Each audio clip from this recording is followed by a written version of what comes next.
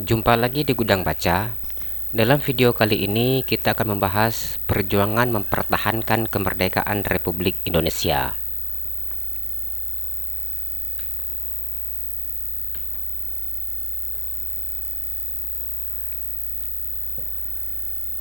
Sekarang kita akan membahas pembentukan AFNEI. Kekalahan Jepang tanpa syarat kepada sekutu mengakibatkan Jepang kehilangan semua jajahannya termasuk Indonesia. Jepang harus menyerahkan kepada sekutu seluruh jajahannya. Tugas pengambil alihan kekuasaan dari tangan Jepang dilakukan oleh Komando Asia Tenggara, Southeast Asia Command. Pasukan ini dipimpin oleh Laksamana Lord Louis Mountbatten.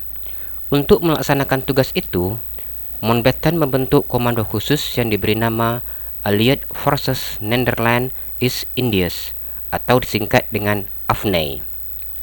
AFNEI dipimpin oleh Letnan Jenderal Sir Philip Christensen. Sekarang kita lihat tugas-tugas AFNEI di Indonesia. Yang pertama, menerima penyerahan kekuasaan dari tangan Jepang. Kedua, membebaskan para tawanan perang dan interniran sekutu. Ketiga, melucuti dan mengumpulkan orang-orang Jepang untuk dipulangkan ke Indonesia. Keempat, menegakkan dan mempertahankan keadaan damai untuk kemudian diserahkan kepada pemerintahan sipil. Dan yang kelima, menghimpun keterangan tentang penjahat perang dan menuntut penjahat perang. Timbulnya perlawanan rakyat. Perlawanan rakyat ini timbul dikarenakan tiga kekuatan utama yang ada di Indonesia, yaitu AFNEI, KENIL, dan NIKA. Sekarang kita bahas proses perjalanan sejarah timbulnya perlawanan rakyat ini. Pasukan sekutu dan AFNEI mendarat di Jakarta pada tanggal 29 September tahun 1945. Kedatangan sekutu semula disambut dengan sikap terbuka oleh pihak Indonesia. Namun, setelah diketahui bahwa pasukan sekutu datang bersama orang-orang NIKA, sikap Indonesia berubah menjadi curiga dan kemudian bermusuhan. Situasi semakin memanas karena orang-orang NIKA mempersenjatai bekas tentara KENIL yang baru dibebaskan dari tahanan Jepang. Orang-orang NIKA dan KENIL di Jakarta, Surabaya, dan Bandung mulai memancing kerusuhan dengan cara melakukan berbagai provokasi. Di kota-kota yang didatangi pasukan sekutu sering terjadi insiden, bahkan sering terjadi pertempuran antara pihak sekutu dengan pihak Republik Indonesia. Pertempuran itu terjadi karena pasukan sekutu tidak menghormati kedaulatan bangsa Indonesia. Tentu saja kedatangan NIKA di Indonesia tidak bisa diterima oleh bangsa Indonesia karena Indonesia sudah merdeka. Kedatangan NIKA adalah sebuah ancaman bagi negara Indonesia. Oleh karena itu, timbul pertentangan antara pasukan sekutu dan Belanda dengan rakyat Indonesia. Rakyat Indonesia berjuang untuk mempertahankan kemerdekaan yang sudah diraih. Perjuangan rakyat Indonesia itu dilakukan baik dengan perjuangan bersenjata maupun dengan perjuangan diplomasi. Sekarang kita bahas bentuk-bentuk daripada perjuangan fisik yang dilakukan oleh bangsa Indonesia. Yang pertama adalah kita membahas insiden bendera di Surabaya. Pada tanggal 19 September tahun 1945, di Surabaya terjadi insiden bendera. Insiden ini berawal daripada tindakan beberapa orang Belanda yang mengibarkan bendera merah putih biru di atas Hotel Yamato di Jalan Tunjungan. Tindakan tersebut menimbulkan kemarahan rakyat Indonesia. Mereka menyerbu hotel tersebut dan menurunkan bendera Belanda. Kemudian warna birunya dirobek dan mereka naikkan lagi bendera tersebut setelah berwarna merah dan putih.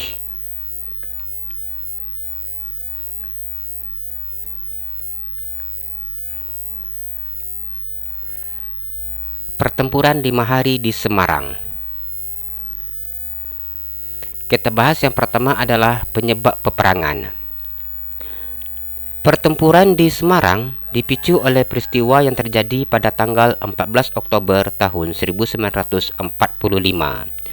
Pada waktu itu, kira-kira 400 orang veteran Angkatan Laut Jepang yang akan dipekerjakan untuk mengubah pabrik gula Cipiring menjadi pabrik senjata memberontak sewaktu mereka dipindahkan ke Semarang. Mereka menyerang polisi Indonesia yang mengawal mereka. Mereka melarikan diri dan bergabung dengan Kido Butai di Jatingaleh. Kido Butai ini adalah sebuah batalion Jepang di bawah pimpinan Mayor Kido. Mereka bergerak melakukan perlawanan dengan alasan mencari dan menyelamatkan orang-orang Jepang yang tertawan. Situasi bertambah panas dengan adanya desas-desus bahwa cadangan air minum di candi telah diracuni. Pihak Jepang memperuncing keadaan karena melucuti 8 orang polisi Indonesia yang menjaga tempat tersebut. Alasannya adalah untuk menghindarkan peracunan cadangan air minum. Sekarang kita bahas bagaimana proses pertempuran yang terjadi. Dimulai dari tanggal 15 Oktober tahun 1945 hingga tanggal 20 Oktober tahun 1945. Pertempuran mulai pecah pada dini hari tanggal 15 Oktober tahun 1945. Para pemuda dan pejuang Indonesia bertempur melawan pasukan Kido Butai yang dibantu oleh batalion Jepang lain yang kebetulan sedang singgah di Semarang.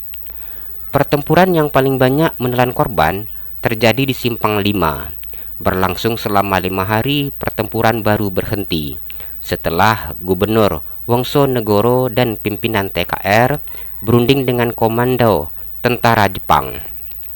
Proses gencatan senjata dipercepat setelah Brigadir Jenderal Battle dari pasukan sekutu ikut terlibat dalam perundingan tersebut yang terjadi pada tanggal 20 Oktober tahun 1945. Pasukan sekutu kemudian melucuti senjata Jepang dan menawan pasukan Jepang. Untuk mengenang pertempuran di Semarang ini, maka di Simpang 5 didirikan Monumen Perjuangan Tugu Muda.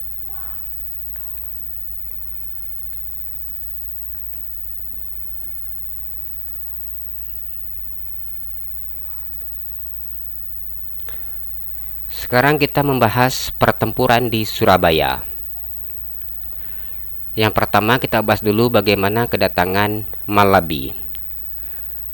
Kontak senjata yang terjadi di Surabaya antara pasukan Indonesia dan pasukan sekutu berkaitan dengan usaha perebutan kekuasaan dan senjata dari tangan Jepang yang dimulai sejak tanggal 2 September tahun 1945. Perebutan tersebut mengakibatkan pergolakan yang kemudian berubah menjadi revolusi yang konfrontatif. Pada tanggal 20 Oktober tahun 1945, Brigadir 49 yang dipimpin Brigadir Jenderal A.W.S. Malabi mendarat di Surabaya. Mereka bertugas untuk melucuti senjata Jepang dan membebaskan para interneran. Kedatangan Malabi disambut oleh RMTA Suryo yang pada masa itu menjabat sebagai Gubernur Jawa Timur. Dalam pertemuan itu dihasilkan beberapa kesepakatan. Yang pertama adalah Inggris berjanji bahwa di antara tentara Inggris tidak terdapat angkatan perang Belanda. Yang kedua, disetujui kerjasama antara kedua belah pihak untuk menjamin keamanan dan ketentraman. Yang ketiga, agar segera dibentuk konteks Bureau atau Biro Kontak agar kerjasama dapat terlaksana sebaik-baiknya. Dan yang keempat, Inggris hanya akan melucuti senjata Jepang.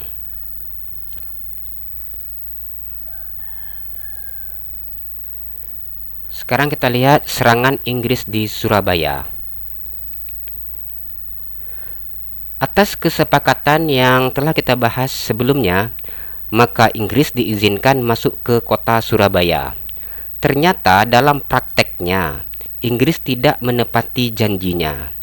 Pasukan Inggris justru berusaha menguasai Surabaya.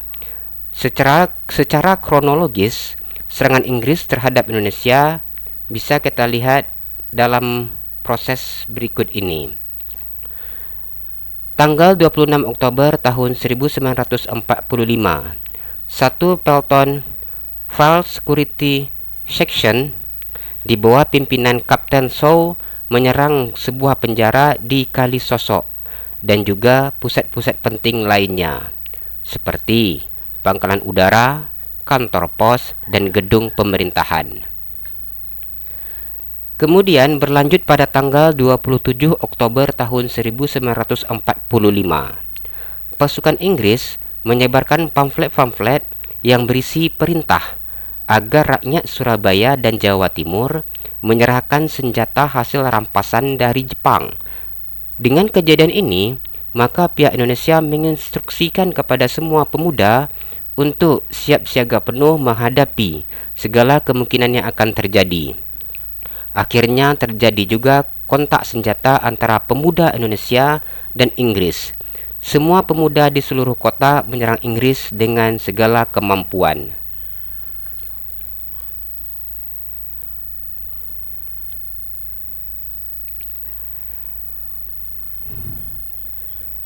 Tanggal 28 Oktober tahun 1945, pemuda Indonesia menyerang pos-pos sekutu di seluruh Surabaya.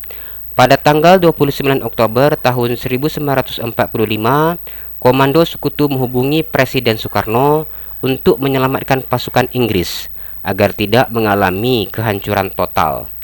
Presiden Soekarno dan Jenderal Malabi mengadakan perundingan. Pertemuan itu menghasilkan dua kesepakatan, yaitu penghentian kontak senjata dan keberadaan Republik Indonesia diakui oleh Inggris.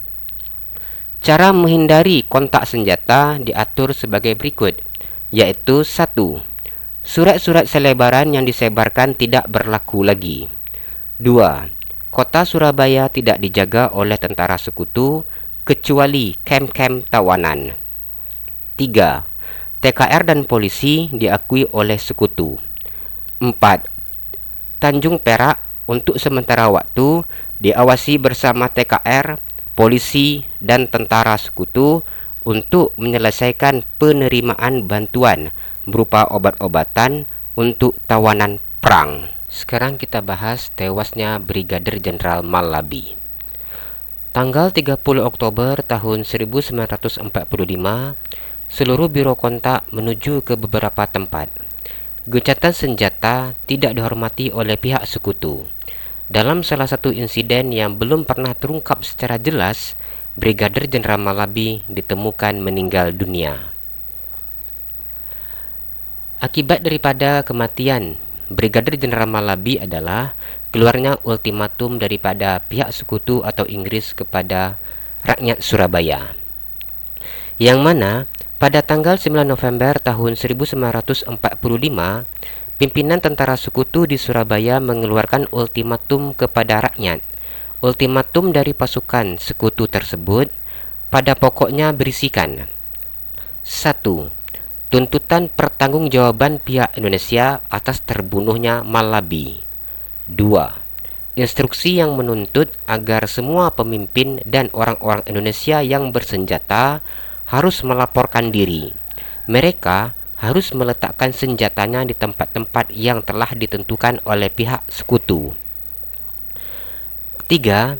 Mereka harus menyerahkan diri dengan mengangkat tangan di atas kepala. Batas waktu ultimatum tersebut ialah jam 6 tanggal 10 November tahun 1945.